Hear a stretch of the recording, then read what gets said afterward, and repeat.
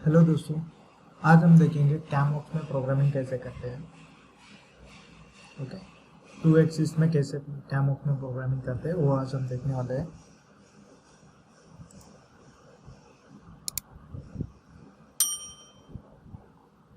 मेरा यहाँ पे कुछ मॉडल्स ऑलरेडी प्रिपेयर्ड है तो मैं वही ओपन करूँगा।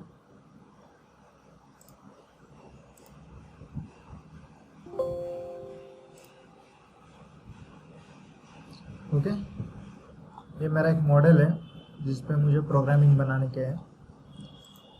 तो यहाँ पे पहले कुछ प्रोग्राम ऑलरेडी मैंने बना के रखे हैं, वो सब डिलीट करते हैं।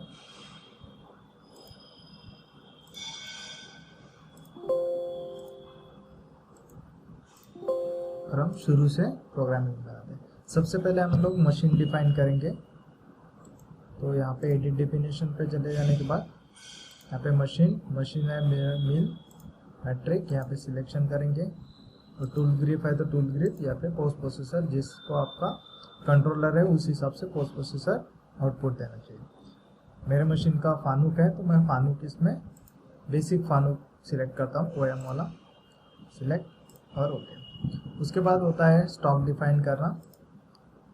राइट क्लिक, एडिट डेफिनेशन, यहाँ पे स्टॉक डिफाइन करते हैं। बॉक्स टाइप है मेरा, यहाँ पे बॉक्स टाइप डिफाइन करते हैं। यहाँ पे वेरिएबल है, स्टॉक के टाइप है। जैसे आप लोग 1 बाय 1 हम आगे के सीरीज में देखेंगे, आगे के वीडियोस में, कि प्री बॉन्डिंग क्या होता है, फिर स्केच कैसे डिफाइन करते हैं, फिर रिवॉल्व क्या होता है।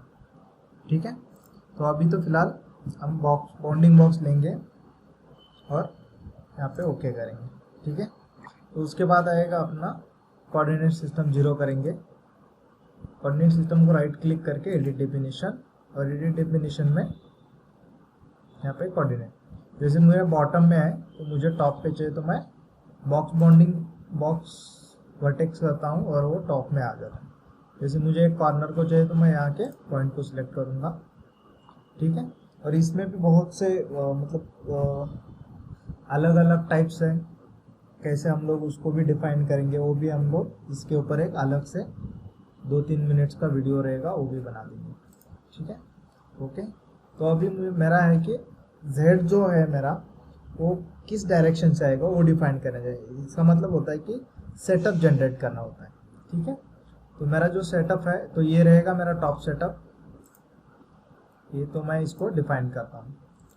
कोऑर्डिनेट सिस्टम में राइट क्लिक करके मिल पार्ट सेटअप पे क्लिक करने का, उसके बाद आएगा तो मेरा Z जो है वो बॉटम से आएगा। तो मेरे को बॉटम से नहीं चाहिए तो मैं टॉप से चाहिए तो मैं इसका फेस सिलेक्ट करके डायरेक्शन इसका टॉप से दे दूंगा।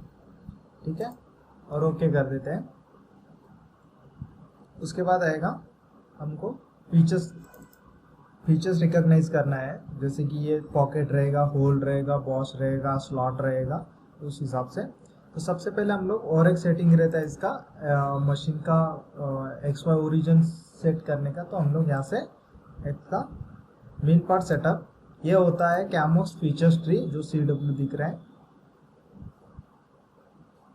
और ये होता है कैमवर्क्स ऑपरेशन ट्री। तो हम लोग ऑपरेशन ट्री में जाएंगे और यहाँ से राइट क्लिक करके वापस से इसको एडिट डिफिनेशन करेंगे, फिर यहाँ पे XY ओरिजिन करेंगे।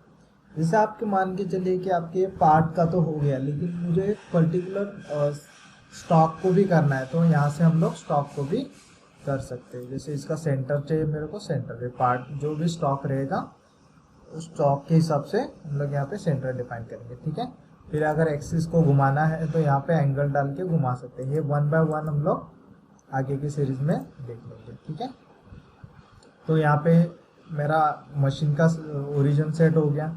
ये तो कोऑर्डिनेट सिस्टम है, ये तो पार्ट का ओरिजिन रहेगा, और ये मशीन के लिए आउटपुट देंगे। तो इस जो ओरिजिन है मेरा सेंटर से सबके कोऑर्डिनेट आउटपुट दे देगा सॉफ्टवेयर। ठीक है, तो यहाँ पे आएंगे, अभी मिल पार्ट पे राइट क्लिक करने के बाद 2.5 एक्सेस, ये 2D का है, इसके लिए हम लोग इसको 2.5 एक्सेस फीचर्स में सब फीचर्स इसको डिफाइन करेंगे। तो सबसे पहले आएगा हमें पॉकेट आएगा।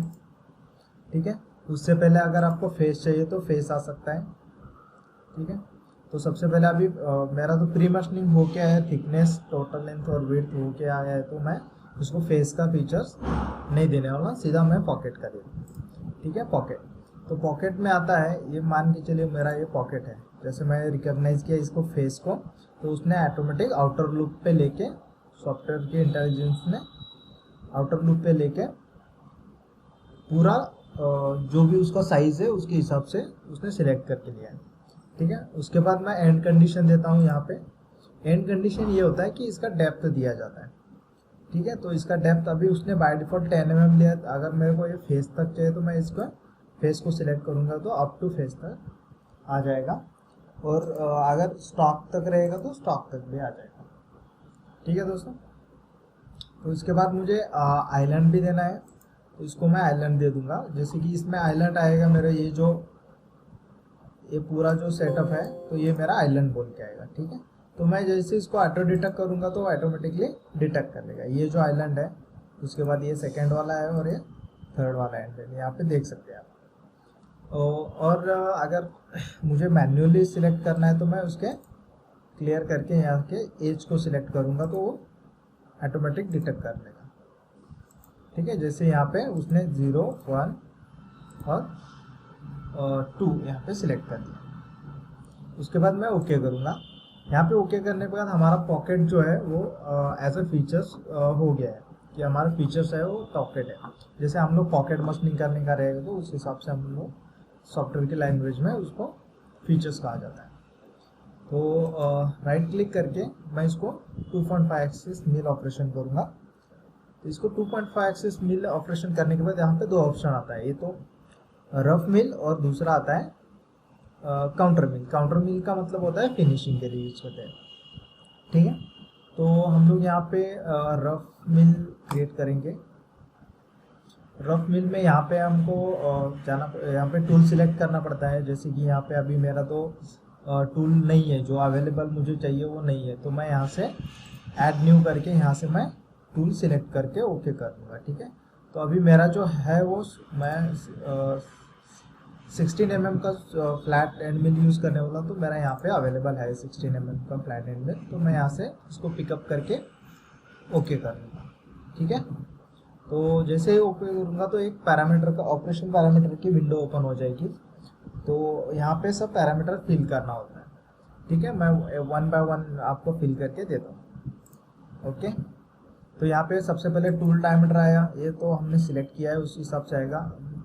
कंफर्म कीजिए कि आपका नंबर ऑफ फ्लूट्स कितना होता है। ठीक है, तो सॉफ्टवेयर में बाय डिफॉल्ट है, आप 4 फ्लूट भी एक्सट्रैक्ट कर सकते हो। सॉफ्टवेयर में है तो मैंने यहाँ पे एडिट करने को ऑप्शन है, तो मैंने यहाँ पे 2 वाला सिलेक्ट करके अभी 4 पे एडिट कर रहा हूँ। ठीक है, तो यहाँ पे होता है होल्डर यूज़र डिफाइंड है, बेसिक है। तो यूज़र डिफाइंड रहेगा तो आपके पास ऑलरेडी बनाया हुआ है तो वो यहाँ से ले लेगा। ठीक है, उसके बाद टूल ग्रिप, ऐसे अगर आपको 16 का नहीं जम रहा है तो दूसरा और 20 का चलाने का है, तो यहाँ पे आप सिलेक्ट करके यहाँ पे जैसे ही सिलेक्ट करोगे तो यहाँ पे वो 20 का ले लेगा, लेकिन मुझे अभी 16 का चाहिए तो मैं यहाँ पे 16 का ही सिलेक्ट करता हूँ। ठीक है, तो ओके करता हूँ। ये 4 फ्लूट यहाँ पे चेंज करके लेता हूँ, और यहाँ पे अभी टूल ग्रिप हमने देख लिया, तो उसके हिसाब से हम लोग एक टूल ग्रिप में भी अलग से वीडियो बनाएंगे। जैसे कस्टमाइज टूल होते हैं वो सब ऐड किए जाते हैं। ठीक है, तो ये टूल स्टेशन में आता है। आपका कमेंट यहाँ पे डाल सकते हैं। जैसे ये है, बहुत सी लोगों को दिक्कत होती है ऑपरेटर को कि ये उनको रीड करने में दिक्कत होती है, तो कमेंट में हम लोग यहाँ पे सीधा 16 mm एंड मिल और इसका लेंथ जो रहेगा वो मान के चलिए, यहाँ पे मैं इसको एंड कंडीशन और 30 mm ले होल्ड आउट जो होता है ना, वो यहाँ पे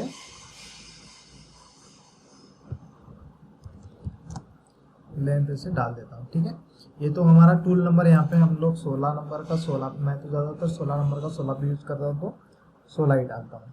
ठीक है, ये होता है टूल नंबर। फिर यहाँ पे आता है लाइब्रेरी से हम लोग आपका अगर टूल ग्रिप जैसे बना के रखा है, उसमें हर एक टूल का उसके मटेरियल के अकॉर्डिंग हमने सब पैरामीटर सेट करके रखा है, तो यहाँ पे बार बार चेंज करने को ज़रूरत नहीं है। जैसे ये है अभी स्टॉक मटेरियल जो है मेरा 300 एल है, यानी कि स्टेनलेस स्टील में है, तो उसके अकॉर्डिंग हम लोग यहाँ पे वो भी सेट करके रख सकते हैं।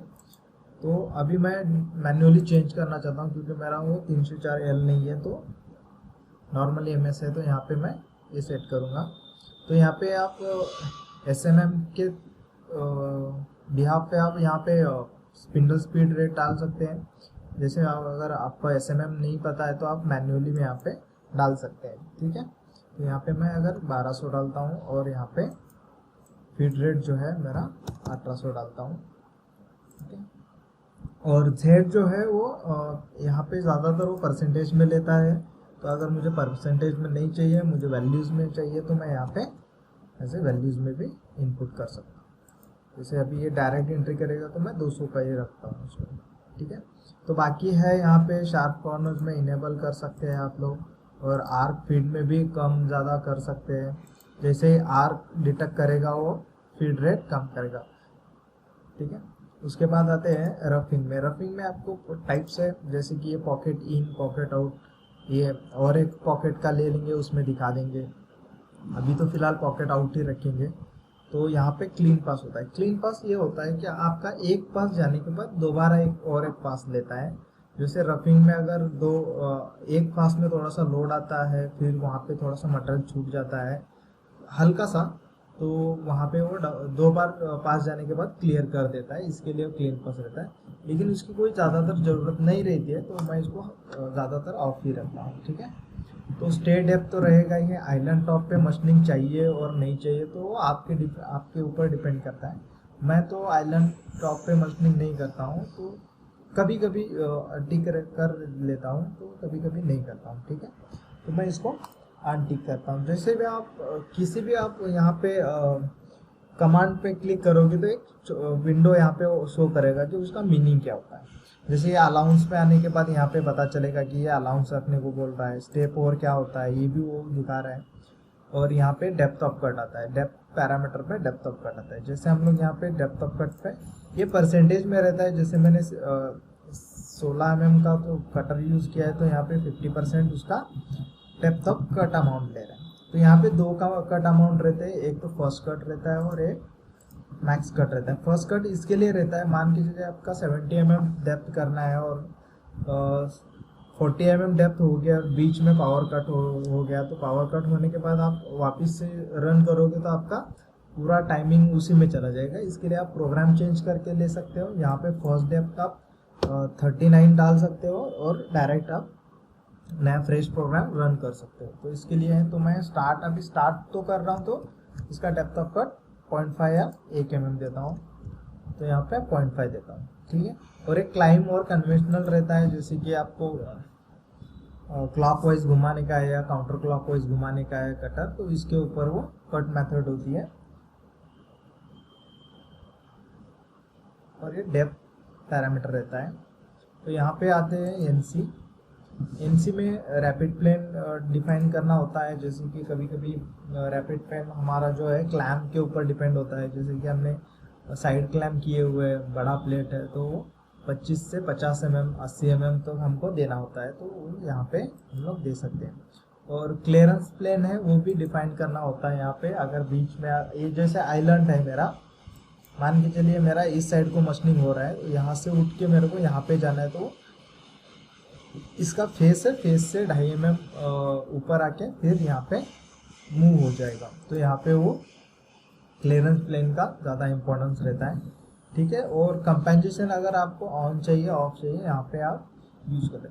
लेकिन कंपेंसेशन ऑन और ऑन करने के बाद यहाँ पे डायरेक्ट कटर का हाफ डालना नहीं होता है, वो ऑटोमेटिकली उसका सेंटर छोड़ के वो रन होता रहता है। खाली आपको जितना वेयर में डालना है, प्लस माइनस करना है, वो यहाँ पे डालना होता है, ठीक है। इसके बाद फीचर्स में जाते हैं, रेक्टेंगुलर पॉकेट देखते हैं इसका। तो यहाँ पे ये पॉकेट का साइज भी आ जाएगा, कितना लेंथ का पॉकेट है, विड्थ कितना है उसका, डेप्थ कितना है, और स्टार्ट पॉइंट कहाँ पे आएगा, ये सब यहाँ पे आता है। तो अगर आपको ये यहाँ पे थोड़ा भी बहुत ज़्यादा करना है, तो मशीनिंग डेप्थ हमको अगर चेंज करना है तो हम इन लोग यहाँ से चेंज करते हैं। फिर आता है एयर सेगमेंट ऑफसेट, जो यहाँ पे आएगा। तो एयर सेगमेंट अमाउंट ये होता है कि आप मान के चलिए कि थोड़ा सा बाहर से चलना चाहते हैं, तो यहाँ पे आप लोग ये चेंज करके दे सकते हैं। ये हम लोग ओपन पॉकेट में देख लेंगे ये कैसे वर्क होता है। फिर आता है एंट्री। एंट्री में आप लोग फ्लंज, इतने 6 टाइप्स के एंट्री है, जैसे कि ये फ्लंज है, एंट्री ड्रिल है, रैंप है, एंट्री होल है, स्पाइरल है और रैंप ऑन लीडिंग है। जैसे रैंप को ज़्यादातर रैंप को यूज करते हैं, तो यहाँ पे 6 to 10 डिग्री यहाँ पे डालना होता है, ज़्यादातर कम से कम मतलब 4 to 10 डिग्री आप डाल सकते हैं यहाँ पे, ठीक है। तो यहाँ पे आप एंट्री कहाँ से लेंगे ये भी डिफाइन कर सकते हैं। जैसे मैं यहाँ पे क्लिक करूँगा तो वो यहाँ के XY कोऑर्डिनेट यहाँ पे ले लेगा, ठीक है। तो इसके हिसाब से वो रन भी हो जाएगा। तो एडवांस में जाते हैं। एडवांस में अगर मान के चलिए मेरे को 10 mm मेरा 0 से स्टार्ट होने वाला है, लेकिन मुझे थोड़ा सा 0.2 ऊपर से ही स्टार्ट कराने का है, तो आप लोग यहाँ से डाल सकते हैं 0.2 ये करके, ठीक है। तो फिर यहाँ पे आएगा Z लोअर लिमिट। यहाँ पे अगर आपको बढ़ाने का है तो आप यहाँ से डेप्थ को बढ़ा भी सकते हैं। आपके पास नंबर मतलब आपके पास ऑप्शन भी है, यहाँ पे से भी कर सकते हैं आप, यहाँ से भी कर सकते हैं। जैसे आपको ये यहाँ पे डेप्थ को कंट्रोल दिया हुआ है, डेप्थ को 10 mm को कंट्रोल टॉलरेंस में दिया है 0 to +0.1 तक। तो आप लोग यहाँ से ऐसे 2.5 तक मैन्युअली डाल भी सकते हैं। तो यहाँ पे भी डाल सकते हैं, चाहे तो यहाँ पे भी डाल सकते हैं, ठीक है। यहाँ पे आप Z को यहाँ पे डिफाइन करके मान के चलिए ये 50 mm है, मैं इसका ये पॉकेट का पॉइंट यहाँ पे सिलेक्ट करता हूँ 10 mm है, और फिर भी मैं 10 mm को यहाँ पे थोड़ा सा हल्का सा माइनस करना चाहता हूँ, तो मैं यहाँ से माइनस करूँगा तो यहाँ पे भी वो उतना ही चला जाएगा, ठीक है। ये आप टू अवॉइड ले रहे हैं, ये ज़्यादातर सेकंड में चलता है। ये मिरर भी कर सकते हैं हम लोग, अभी इसमें मिरर करने की ज़रूरत नहीं है, तो हम लोग हर एक दूसरे पॉकेट में हम लोग इसको मिरर करके देखेंगे, ठीक है। और ये ओके करते हैं, right click, generate tool path, ठीक है। आप देख सकते हैं यहाँ पे अभी जो है मेरा, मैं इसको रन करके आपको दिखाता हूँ क्या प्रॉब्लम्स आते हैं। अभी जो है यहाँ पे थोड़ा सा मटेरियल बच रहा है, क्योंकि यहाँ पे हम लोग उसका जो स्टेप ओवर दिया है वो बहुत कम ज़्यादा दिया हुआ है। इसके लिए हम लोग यहाँ से डिफाइन करके वापस से रफ मिल को राइट क्लिक करके एडिट डेफिनेशन, फिर ऑप्शन रफिंग में स्टेप ओवर को हम लोग यहाँ से कम करेंगे, 30 करेंगे, तो देखेंगे। अभी देख लीजिए यहाँ पे ऑलमोस्ट क्लीन हो रहा है। फिर यहाँ पे एक ऑप्शन है, यहाँ से हम लोग रन करके देखेंगे। अभी देख सकते हैं आप यहाँ पे बहुत कम मटेरियल रखा है, और ऑफिस इसको और भी कम कर सकते हैं हम लोग। मान के चलिए यहाँ पे मैं उसको 28 डालता हूँ %, ठीक है। वो कुछ ज़्यादा ही हो रहा है, 35 डालता हूँ। वो सेट करके आपको प्रीव्यू करके देखना पड़ेगा कि वहाँ पे कितने mm का आपको रन करके देख सकते हैं, ठीक है। तो ये भी यहाँ पे भी आप लोग कर सकते हो, और फीचर्स में एयर सेगमेंट में भी आप यहाँ पे कर सकते हैं, ठीक है। 25 स्टेप और रहेगा, तो अभी ये परफेक्ट से रन हो जाएगा। देखते हैं, फिर भी रख रहा है थोड़ा सा, और यहाँ पे कटर को थोड़ा चेंज करता हूँ। मान के चलिए मुझे 12 का कटर चाहिए, तो मैं यहाँ पे 12 का कटर टाइप करके मैं देखता हूँ सेगमेंट। अभी मेरा ज़्यादातर अमाउंट रफिंग में ही निकाल रहा है, जो फिनिशिंग में रहेगा वो आराम से हम लोग निकाल सकते हैं, ठीक है। और रफिंग में मैं 25 की जगह यहाँ पे 40% यूज़ करके देखता हूँ, 30%। जैसे आप लोग आपको शूट करके देखना होगा कि कौन सा कटर यहाँ पे बेटर चलेगा और कौन सा नहीं, उस हिसाब से आप लोग यहाँ पे सेट कर सकते हैं, ठीक है। अभी ये रन करके भी देख रहे हैं हम लोग। जैसे ही मैं रन करके ओके करता हूँ, ये इसका रेडी हो गया। फिर वापस कैमोस फीचर्स ट्री में जाना होता है। ये जो CW है वो कैमो फीचर्स ट्री होता है, और ये जो है वो ऑपरेशन ट्री होता है। तो फीचर्स ट्री में जाके वापस से हमको एक टूल पाथ जनरेट करना होता है, जैसे कि काउंटर में, जैसे कि मैंने बोला आपको ये फिनिशिंग के लिए होता है। तो मैं यहाँ पे अभी 16 mm का यहाँ पे तो नहीं मिल रहा है मेरे को, मैं ऐड न्यू करके 16 mm का एंड मिल वापस से ले लेता हूँ। अभी वाला मैं 4 फ्लूट वाला ले लूँगा, ये यहाँ पे देख सकते हैं आप 4 फ्लूट है, तो 4 फ्लूट वाला ले लूँगा। ओके, सेम वापस से एक पैरामीटर वाली विंडो ओपन हो जाएगी। तो यहाँ पे टूल स्टेशन, जैसे मैं अभी वो 16 नंबर को लगा रहा था, तो मैं इसको 15 नंबर पे लगाता हूँ। तो यहाँ पे लाइब्रेरी की जगह ऑपरेशन में यहाँ पे मैं 1200 स्पीड और 500 mm field rate, office counter मिल, ये यहाँ पे अलाउन 0 रहेगा। उसके बाद मैं 1 सिंगल डेप्थ में देना चाहता हूँ, तो मैं जितना डेप्थ है उससे थोड़ा सा ज़्यादा रखता हूँ। तो ये भी यहाँ पे हो गया। राइट क्लिक, ये ज़्यादातर मैं ऑप्शन नहीं चेंज करूँगा। उसके बाद लीड आउट, मैं इसको नॉन ही रखता हूँ।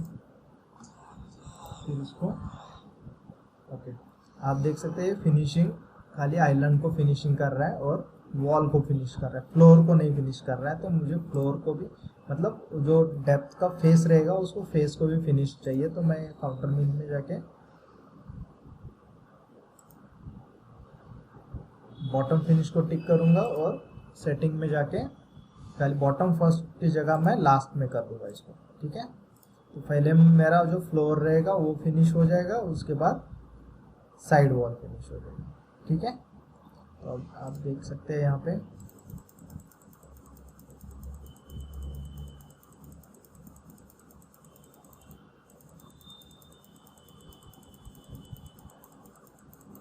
आप यहाँ इसको कनेक्ट भी कर सकते हैं, ऐसा नहीं है कि यहाँ पे कनेक्ट नहीं होगा, आप वन शॉट में भी कनेक्ट कर सकते हैं इसको। ठीक है, इसका लिफ्टिंग ज़्यादा हो रहा है तो वो भी आप चेंज करके ले सकते हैं।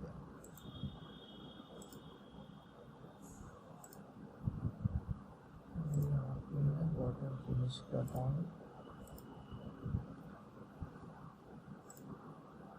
और ये बॉटम फिनिश का हो गया। मैं इसी को कॉपी करता हूँ और वो वॉल फिनिश के लिए मैं यूज़ करता हूँ इसको। ठीक है, कॉपी हो गया। राइट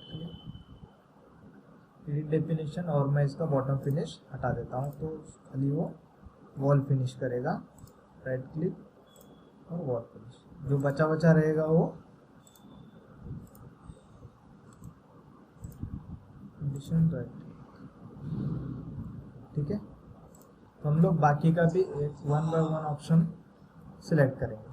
ठीक है दोस्तों, और जैसे ये मेरा प्रोग्राम फिनिश हो गया, मैं राइट क्लिक करूँगा, पोस्ट कर दूंगा, और पोस्ट जहाँ पे भी मुझे ये फाइल सेव करनी है प्रोग्राम की, मैं वहाँ पे लोकेट करूँगा। जैसे मेरे को डाउनलोड में रखना है, यहाँ पे नेम चेंज करना है, मान लीजिए मुझे डे 1 मेरा प्रोग्राम का नेम है PG0134, तो मैं इसको यहाँ पे सेव करके जनरेट कर दूंगा टूल पर। जैसे मैं इसको क्लिक करूँगा यहाँ पे मेरा प्रोग्राम शो हो जाएगा। ठीक है दोस्तों,